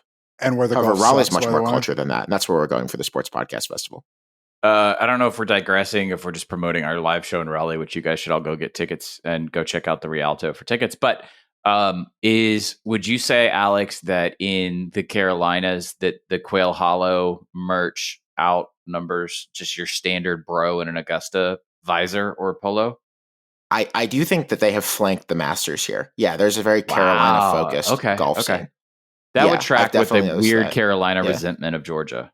Yeah, and look, I'm not by any stretch anti-Charlotte. I know there are a lot of people who like to farm out clout being anti-Charlotte. I am not. I respect. I don't want to call them the charlatans because that's mean. But I think you should. The Charlottites, Charlottians. Charlotte's fine. I know a lot of nice people in the Carolinas. I have some like cousins that live there. It's fine. I'm from Georgia, so my response is like it's like the Don Draper meme. Like I just don't think about you. It's not. I don't dislike you. I just don't think about you. But what I do think about all the time is Raleigh, North Carolina on August 23rd. It's the Sports Podcast Festival. Tickets, splitzoneduolive.com. There is a promo code for you. We want this place to be absolutely packed. You use the code SZD at checkout at splitzoneduolive.com, and you will get 25% off your ticket order. We would absolutely love to see you there. Week 0 Saturday. Raleigh's the place to be. We're going to have a good time. And it's not just us. There's other friends of the show who you will see in Raleigh as well. So it's going to be a really fun Saturday evening at the Rialto. Thank you. The thing I love about Godfrey's submission was him getting to talk about how the generations are linked in his family with this sport. We've got another one from a friend of the show who will forever be a friend of Split Zone Duo because, as Alex said earlier in this show, he got us to drink Fireball off an ice luge at an LSU tailgate next to a stripper pole. So certainly this is the family section. Hey guys, Billy Gamilla here, longtime fan of the show. Love you guys. Big LSU fan, as some folks may know, here in Baton Rouge. For me, the sport of college football has always been about not just that tradition of being back on campus, but also of being with family, being with friends, some of which you don't see as much as you'd like. Maybe you only see them at the tailgate. And that's, for me, the main thing that I'm trying to pass down to my kids and hopefully on to my grandkids one day, in connection with LSU and maybe in connection with wherever they go to college. For me, that will always be the main thing of the sport. Anyway, love you guys. See y'all soon. Hey guys, Emil McClellan here in Baton Rouge, Louisiana. I think it's interesting that you guys decided to do kind of this reflection because I'm in a reflective state right now because I'm getting ready to move west and leave Louisiana. College football for me has been always something that was like very attainable, very close with LSU and Tulane and Southern being here. One thing that stands out to me is in 2021, when Southern was doing the season in the spring, my grandpa, who has passed away, right before he passed away, we watched Southern play a game, and just the joy that it brought him to kind of hang out with me and take in a season that was extraordinary because football in the spring is weird. But yeah, college football to me makes me think of my grandpa. It makes me think of my stepdad going to Tulane games together. It makes me think about my mom when watching LSU football games together. So it's a communal experience. And I appreciate y'all taking the time to let your fans or your audience send these messages in. Peace. Hi, my name is Asher, and I am an Ohio State football fan. And the thing I love most about college football is that I get a couple weekends every fall to go hang out in Columbus with my dad. We're both Ohio State grads, and he has raised me as an Ohio State fan. And it's just one of those things that he really pressed on me from a young age. And it's something that we have in common. It's not the only thing we have in common, but it's one of the biggest things we have in common. We've been to tons of games. We went to the national championship last year together, and that's just one of those things that I'm going to have to hold on to for the rest of my life, is that memory. But going to Columbus, getting to tailgate, getting to hang out with family and friends, and then watching the game is just, it's what keeps me coming back. And it's grown my love for the rest of the sport. Ohio State's great, and it's fun to watch the team always win, but there's something about the fact that any team could win on any given Saturday, even when they're playing against Ohio State. Thank you, Michigan. Yeah, that's why I love college football. Go Bucks. College football has always been a unique experience in a lot of ways to me. As somebody who was born and raised somewhere where, college programs were not just down the street until later on in life. I was born and raised in the Tidewater area of Virginia, and I was there and was at the first football game where Old Dominion brought their football team back. And as somebody who didn't grow up around a pro team in person, there was nothing around to this magnitude. And I don't think I understood what it meant for college football to be part of a community or an identity in general.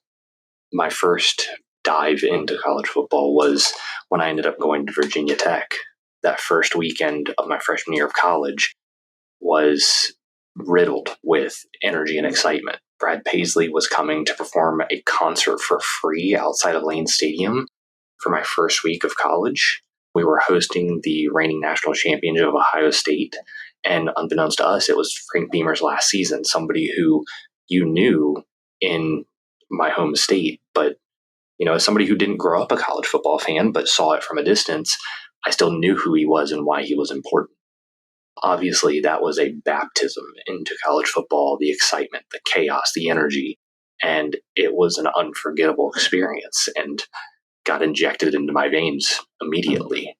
But going through college and the ups and downs of college football, where, experiencing the largest college football game in attendance at the Battle of Bristol, experiencing championship games, and then the dredges of Virginia Tech football in the past decade, it's been a wholly different experience and different emotions. But I think what has been so unique about it has been throughout this time transitioning to join my now wife's family, and her grandmother, who has been attending football games at Virginia Tech since the mid 1950s.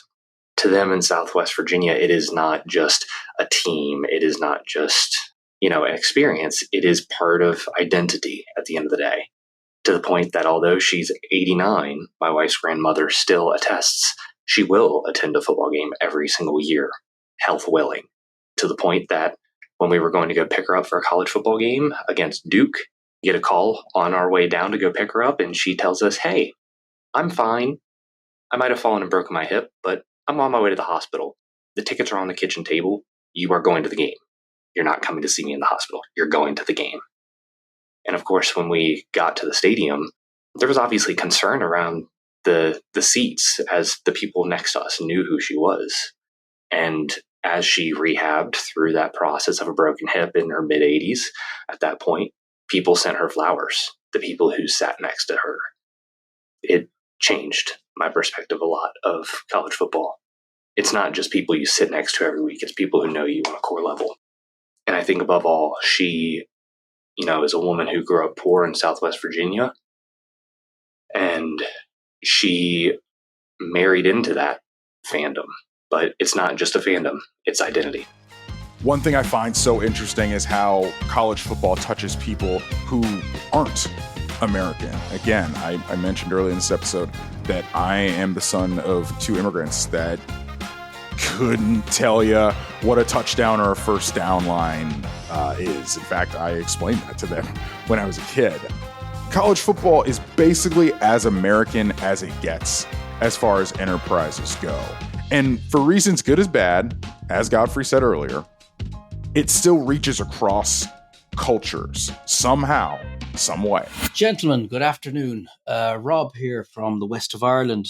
Just wanted to respond to the call for what people love about college football. I've been following it for about 10 years now. Discovered it due to insomnia. Because of the time difference, the evening games are on in the middle of the night here. So I was up not sleeping, and I discovered this wonderful, wonderful sport. I'd already liked or American football, NFL football growing up. I remember having an annual at one stage that had the Houston Oilers in, so that'll tell you how long ago it was. But the thing about college was that it just had so much more tradition to it. It had two tremendous bands at every game. And I just, the whole purpose of sport for me is essentially to fight with the neighbours. So you have these groups of lads who are willing to bray 7 shades of shite out of one another every year to win the Old Oaken Bucket or Paul Bunyan's axe or whatever the trophy happens to be for this particular fight with these particular neighbours. So I just loved it. It was like, America is not an old country as countries go, so it was wonderful to find something that was that had that much tradition to it. I became a Clemson fan early on.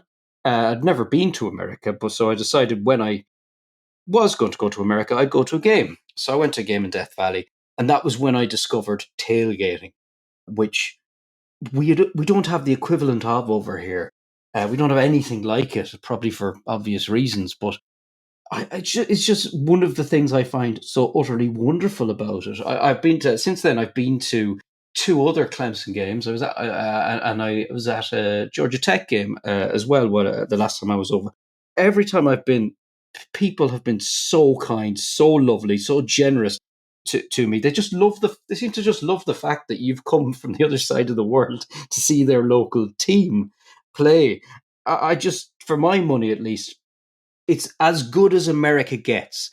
Standing there, talking ball, drinking, eating, having a great time, tailgating at a game. It's just such a wonderful, wonderful experience, and I love it. And the other point I just wanted to make about what I love about college football is its complete ridiculousness.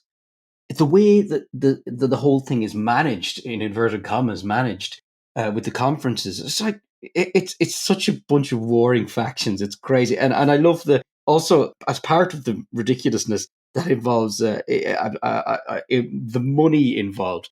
I'm not talking about the corporate money or anything like that, but the way of paying players when you're not supposed to be paying players, and even going up to the likes of A&M and Jimbo, like just taking a problem, throwing money at it, and it just not working at all and falling to pieces. I have a soft spot for any of the teams that are particularly mental. LSU, A&M, Auburn, a few of them. But anyway, that's pretty much what I wanted to say.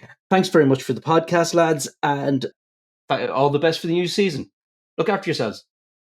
Into the game why I love college football is people. I think that college football is, even in a very divided society today, something that is a connector. It connects people, across generations, across party lines even.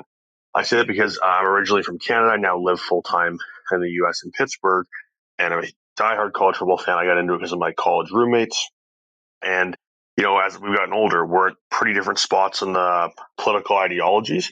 It still connects us. So I'd say, like all sport it does, but I think there's something even deeper about college football, how it connects us, the fandom, the heights of fandom, going to schools and, repping them as alums. I just think there's an added level to that. So yeah, I think the college football is amazing for several reasons, but why I love it is because it connects us through so many different things. So I'm a bit of a weird situation, as my accent might make very clear.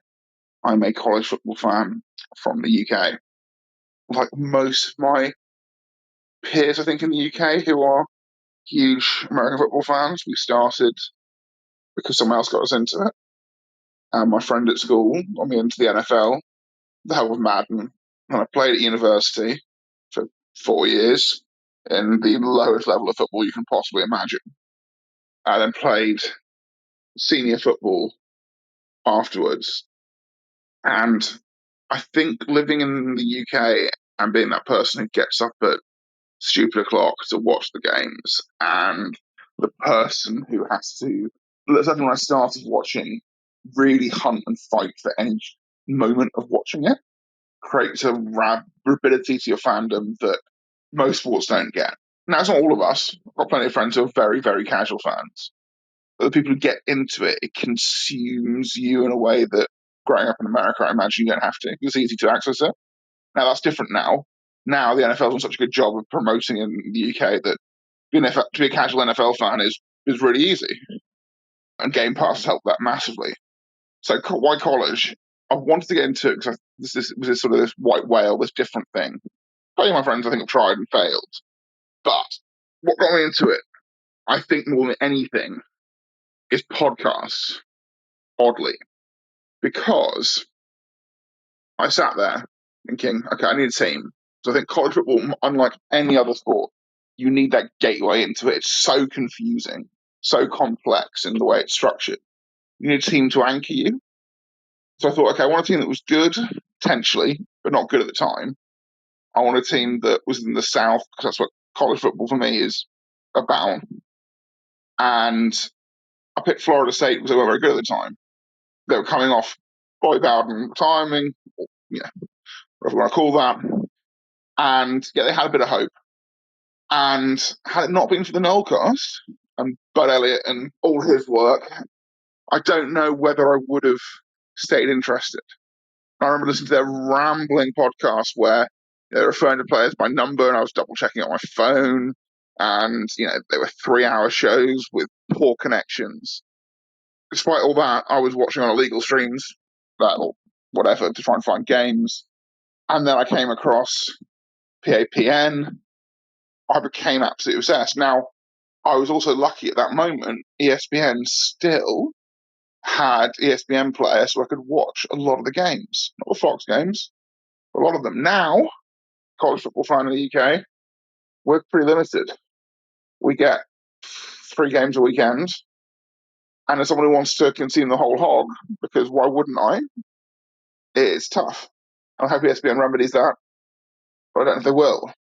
Now, of course, I say the podcast is what podcast sustained me and helped me get into it. But the reason is it's just such a mad sport. And I love the fact that the players aren't perfect. You know, sometimes you watch I love watching the NFL because of the level of skill and level of intensity. But there's something great about watching a college game and not necessarily knowing what's going to happen, what comes next. And I think the more they take the craziness out of the sport, the worse it's going to become. The more professionalised they make it, the worse it's going to become. And perhaps we've already reached that point. Perhaps we've already reached the pinnacle of what college football can be. And I'm not sure that's anyone's fault, really. I think money and life and professionalism are always going to come. And I'm glad the players are getting paid. But a bit of mad shit on a Saturday is fundamentally what I wanted to watch this for. Sorry for rambling for so long. And thanks for all the work you do, guys. Bye. My name is Raul, and I'm a diehard Gator fan. I grew up in South Florida in the 80s in a neighborhood called Silver Bluff that was adjacent to Little Havana, where the old Orange Bowl was located. The Dolphins left the Orange Bowl in the mid-80s to move to their fancy new stadium, Joe Robbie Stadium. From then forward, Canes football meant everything to our tight-knit immigrant community. The Hurricanes represented everything Miami was. They were mean, they were angry, they danced, they had swag, they were crass, but they were also creative, and they hustled both on and off the field.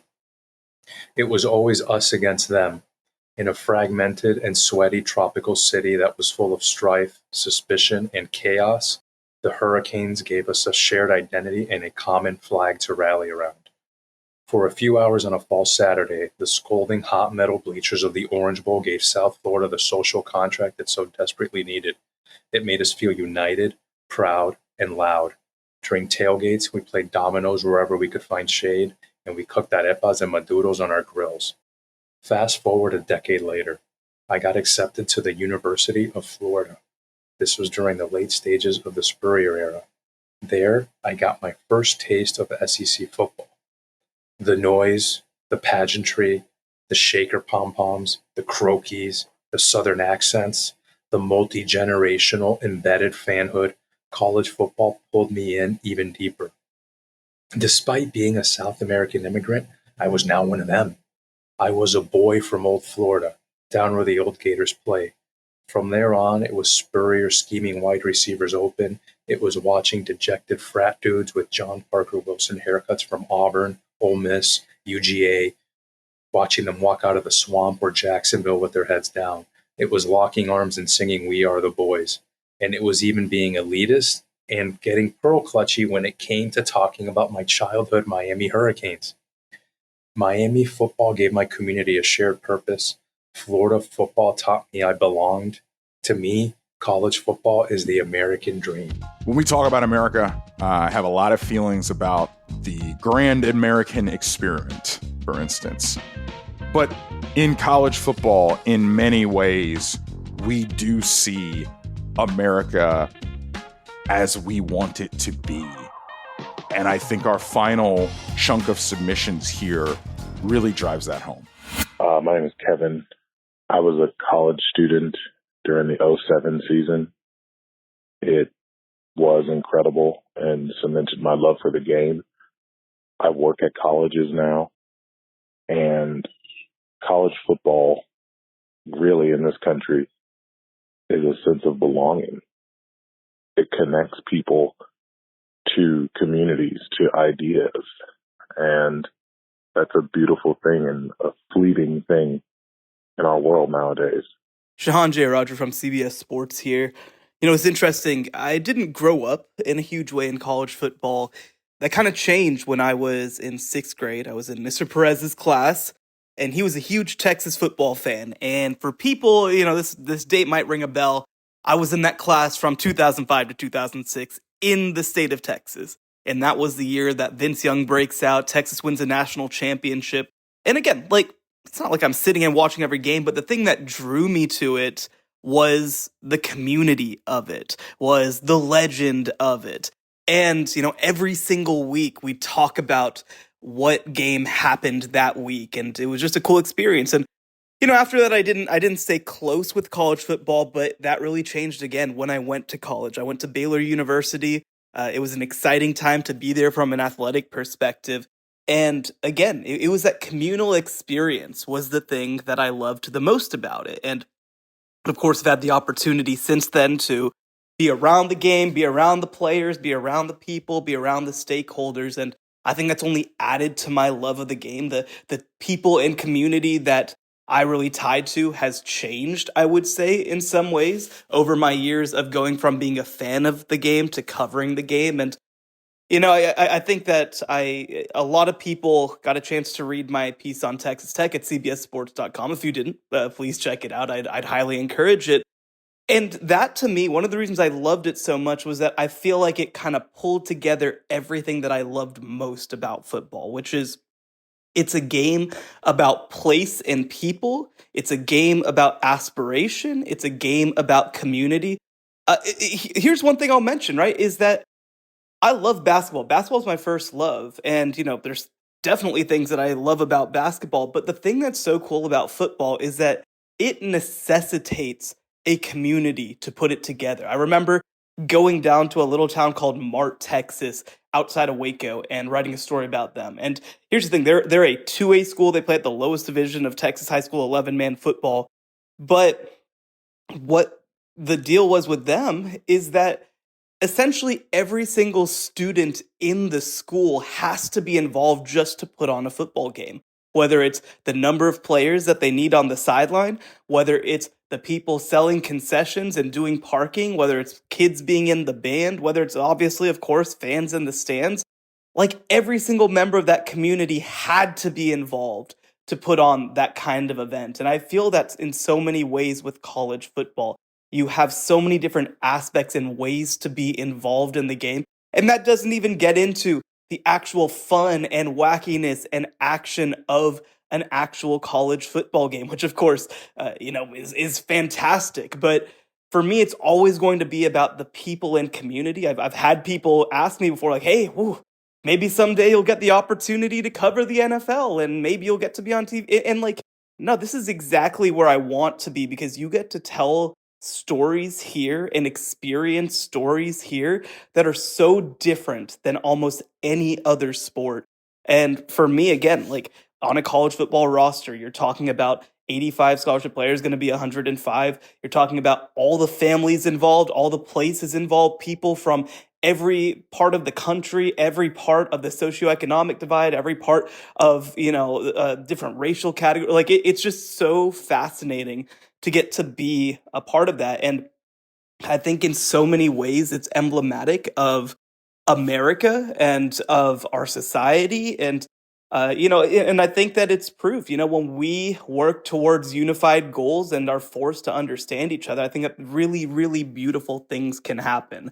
And so for me, yeah, I love me a Hail Mary. I love me, an inside zone drawn up on a whiteboard. Like I love all that stuff. But for me, it's really about the people, the community, the belonging, and communities coming together to work towards a common goal and try to elevate themselves to the national scene. Hey, y'all, this is Hunter from Pittsburgh. The real enduring thing that got me into college football a little bit pre-COVID was getting a little disillusioned with the NFL and everyone, running the same playbook or trying to do the same thing and turning to the college game where, it's a little messier, but such beautiful different styles that reflect the local culture around the teams in a way that I think a big, national professional league never really can. In no national sport are you getting things like farm boys from Wisconsin just run the ball down your throat or track stars in California, like running 4 verts every play. I think the space for creativity in such a crazy, complicated game and how the structure of the sport is inherently unequal in a way that produces underdogs that no one, maybe outside the Premier League kind of realizes have such an impact when they win. When a G5 team beats a P4 team or a P2 team, that is a real earned victory where those boys played better today in an overcoming of the odds that isn't beset by some natural parity of the sport of things having to even out over time. I think those true underdog stories and the real local culture of the game is something beautiful, unique to college football. And that's why I love it. This is John, Carolina fan, calling from the walk between LaGuardia Terminal B and C. I love college football because, as American history shows, the default condition of America is violence between the states. Americans will always get drunk and fight each other, and college football offers us a clean, regulated environment with time bounds and referees to offer environment to release these tensions. And this is being minimized by the professionalization of the sport, NIL, transfer portal, but fundamentally when Ole Miss plays LSU, lifetimes of political, economic, and cultural grievance are released in front of 100,000 drunks, and that's beautiful. War is hell, violence is bad, but out of every form of internecine warfare, college football is most preferable. Hi, very sorry. Hey guys, calling back. Okay, this is Thomas calling from Denver, UMD alum, if not a fan, perhaps.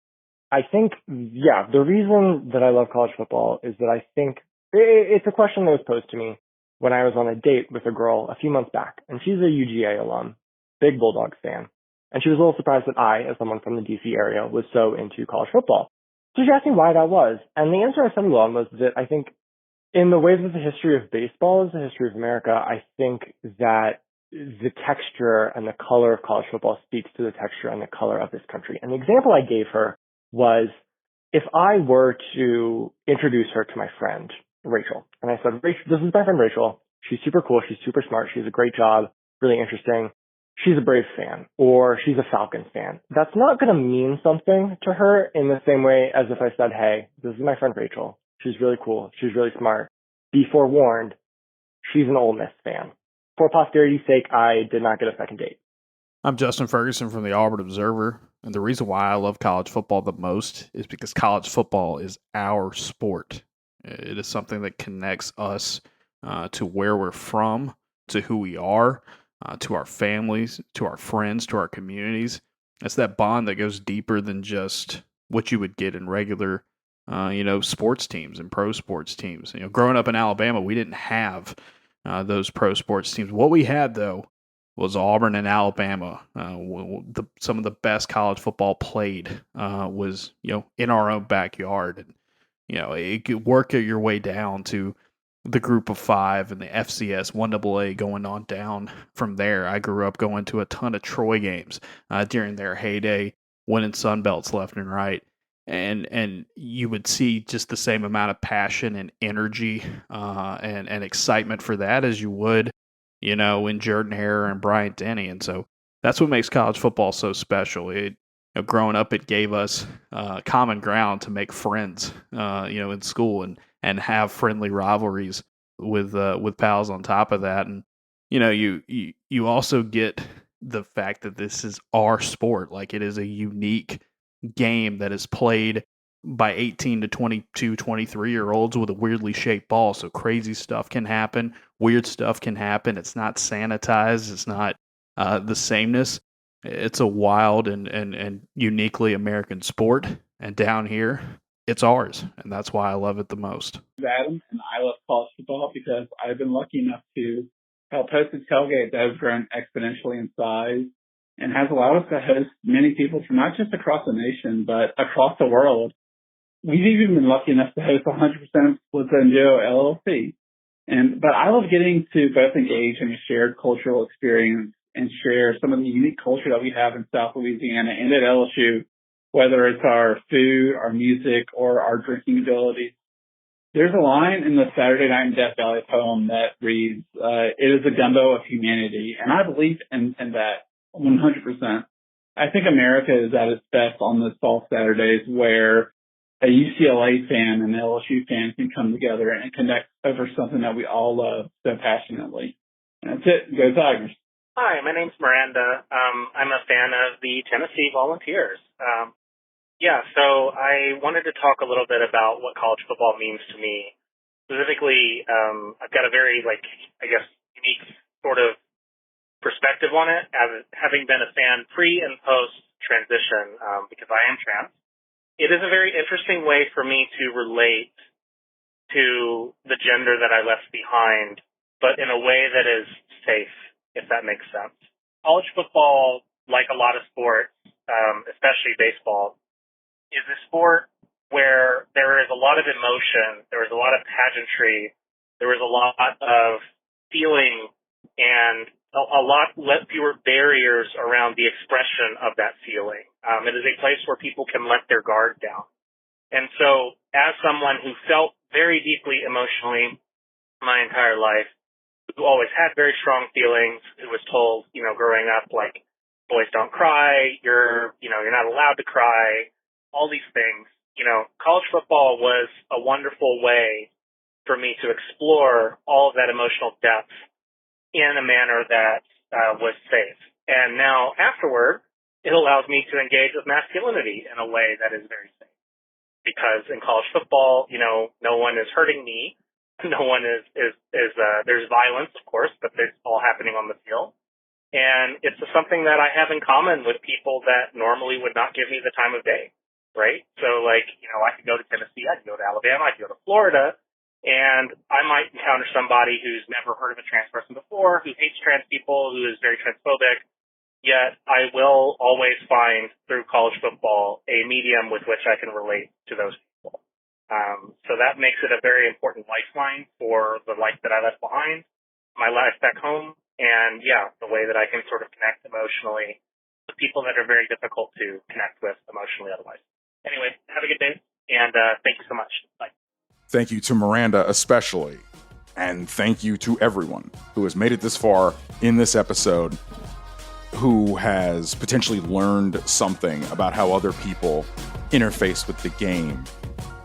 As we turn the calendar to August and finally, September, so that we can do this ritual all over again, thank you. Thank you for being here. Thank you for listening. Thank you for existing in the college football universe. The game is special to so many of us in so many different ways. Thank you for loving college football, and thank you for listening to us.